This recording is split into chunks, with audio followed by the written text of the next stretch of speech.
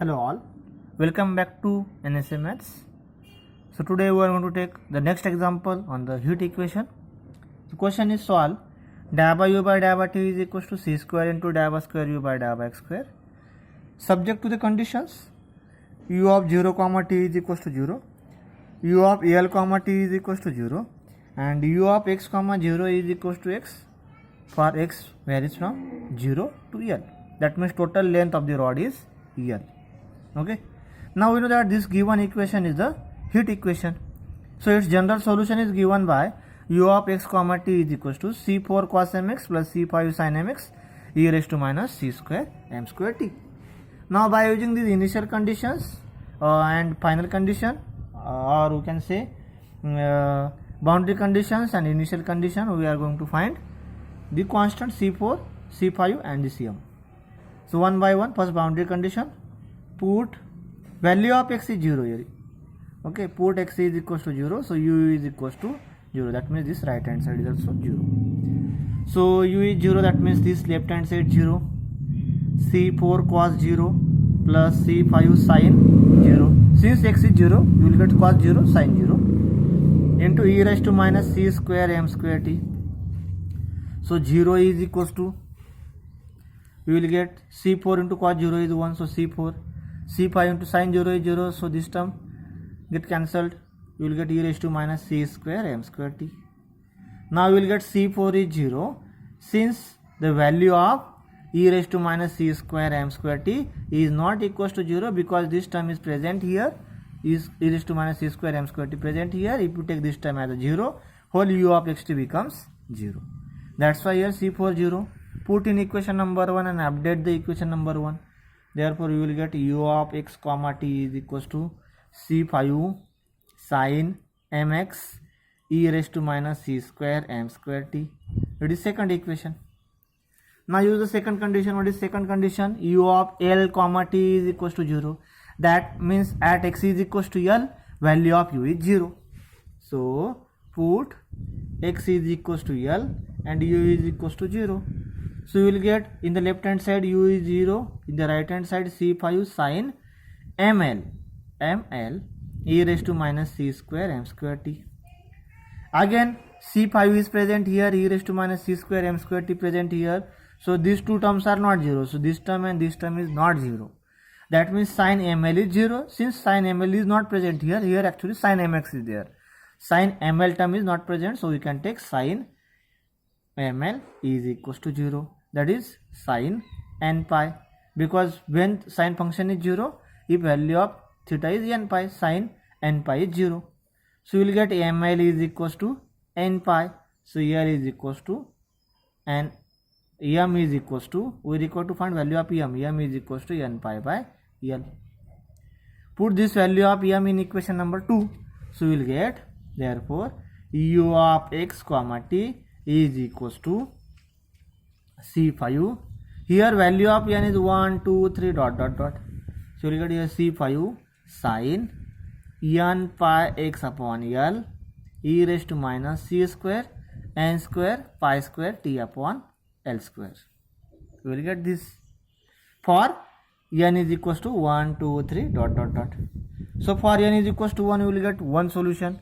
For n equals to 2, you will get another solution. For n equals to 3 here, you will get third solution. Like that you will get infinitely many solutions, and we have to combine all these solutions and add these solutions. You will get u of x comma t is equals to summation n varies from 1 to infinity. Instead of c5, I am going to use another constant bn sin n pi x by L e raised to minus c square n square pi square t upon L square. Qualitize equation number 3. Now next, third condition we are going to use. What is third condition? See here, value of u of x comma 0. That means when t is equals to 0, value of u is x. So put t is equals to 0, u is equals to x. So we will get here, see, when we put t is equals to 0, t is present only this term. When t is 0, so this whole term becomes 0. That means power of e becomes 0 and e raised to 0 is 1. So this term is eliminated. We will get only bn sin n pi x by l, and in the left hand side you will get u value of u as a x. So we will get x is equals to summation n is varies from 1 to infinity bn sin n pi x by l. Okay, and see here when you put t is equals to 0, this term get eliminated because e raised to 0 is 1. We will get only this term, and this value of u is x. That's why we are going to put here. Now if you observe this equation carefully, you will get x is equals to summation n is varies from 1 to infinity bn sin n pi x by l. Okay, so in the last course, that is in multivariate calculus, we already learned the half range Fourier sine series, half range Fourier cosine series. What is half range Fourier sine series? Half range Fourier sine series is given by f of x is equals to, what is half range Fourier sine series? Half range Fourier sine series. Okay, and it is given by f of x is equals to summation n is varies from 1 to infinity bn sin n pi x by l. So if you see this half range Fourier sine series and see this, so this term is nothing but half range Fourier sine series, because right hand side is exactly same and left hand side value of f of x is x. So you can write this is, or which is, half range Fourier sine series. And we have to calculate the value of bn. We know that how to calculate the bn in half range Fourier sine series. What is the formula for bn in the half range Fourier sine series? So bn is equals to 2 upon l integration 0 to l f of x sin n pi x upon l dx. This is the formula that we already learned in the topic or in the course multivariate calculus in half range sine series. This is formula to calculate bn. So you can use this formula here also. So bn is equals to 2 upon, keep l as it is because value of distance or length of rod is given as l, integration as 0 to l, value of f of x it is given as x into this sine function sin n pi x upon l dx. We will get this term. Now we have to find the integration of this term. Okay, integration 0 to l x into sin n pi x by l. So for that you have to use u into v rule. What is integration of u into v rule? So you know that this is equals to u into v1 minus u dash v2 plus u double dash v3 minus dot dot dot. So what is infinite u into v rule or generalized by parts rule? So this is generalized by parts rule, integration of multiplication of two functions. So u into v1, where v1 is the first integration, minus u dash, that is derivative of first term, into v2, v2 is the second integration of v, then u double dash, double derivative of first, into v3, like that. So this is generalized formula of partial fraction or of we can say LIET rule or by parts rule, that is generalized by parts rule. So we are going to use this rule here. So after using this rule you will get 2 upon l, then this is our u and this is our v. So according to this, first u as it is, so in the first bracket I am going to write x as it is, and in the second bracket v1, that means integration of second term. So I am going to take the integration of sine function. We know that integration of sine is minus cos n pi x by l upon divide coefficient of x. What is coefficient of x? N pi by l. So divide by n pi by l. So this is our first term. Then second sign is a minus sign. In the bracket u dash, that is derivative of first term, derivative of x is 1. Again another bracket. In this bracket v2, that means double integration of v, but we already find the single integration in this bracket. So to find the double integration, just integrate this bracket. So this minus sign as it is, integration of cos is sin n pi x by l upon coefficient of this x is n pi by L, so you have to divide by n pi by L. But already there is n pi by L that is present in the denominator, and again we are going to divide. After taking integration, second integration, we are going to divide n pi by L. So in the denominator you will get n square pi square by L square. Okay, and for next term the plus sign is there, and u double dash, that means double derivative of u, that means single derivative of this one, and we know that derivative of 1 is 0, so remaining all term becomes 0, and we will get this as a integration, where we are going to put the limits as lower limit as a 0 and upper limit as a L. Now when you put upper limit as a L, see what happens.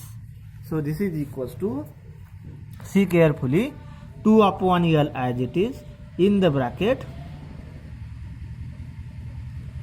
I am going to use the curly bracket here for simplicity, and in the square bracket I am going to put upper limit.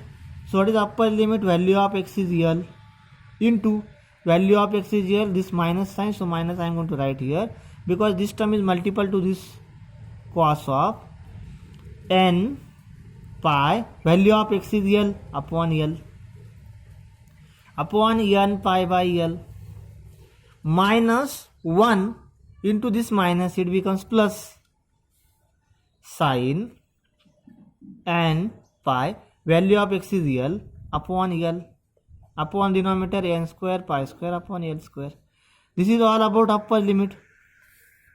Now minus sign, again in the square bracket I am going to put 0 as a lower limit. When you put in the first term x is equals to 0, so 0 into this term, this whole term becomes 0. Then minus and minus becomes plus.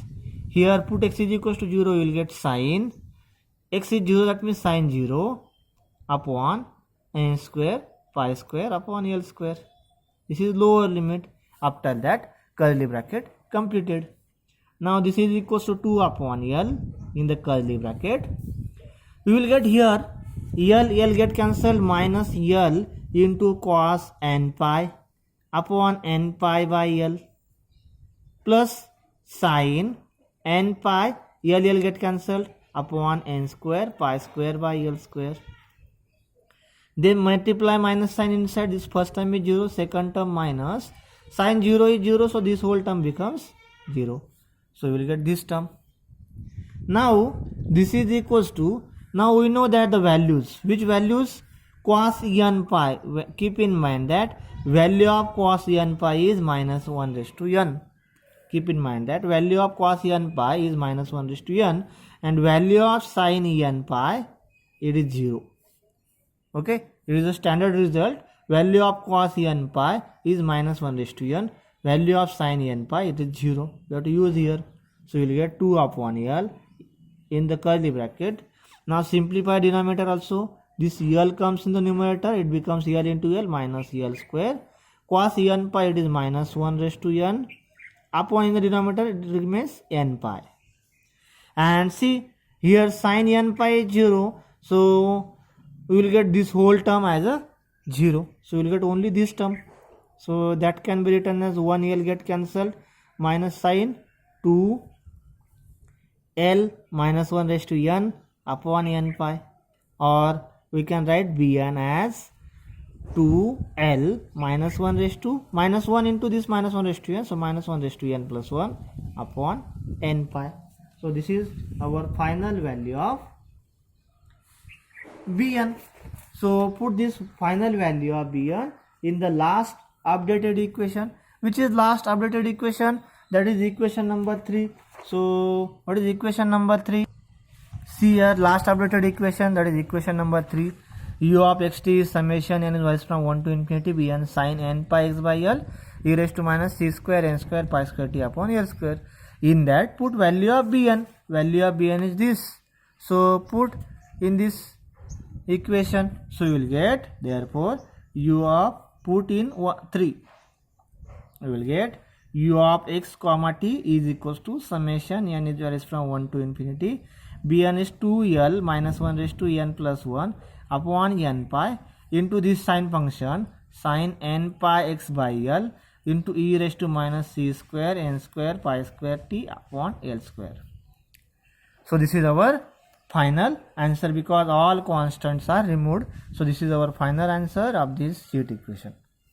Now up to this topic, we learn two examples on the heat equation.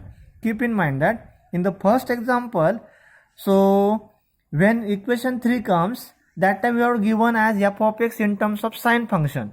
So that time no need to use the half range sine series. That time we directly compare the values because f of x is given in terms of sine function. And in this example, f of x is given in terms of x. That means f of x is given other than sine function. That time we need to apply here half range Fourier sine series to calculate the value of Bn. So that is the final answer. Thank you.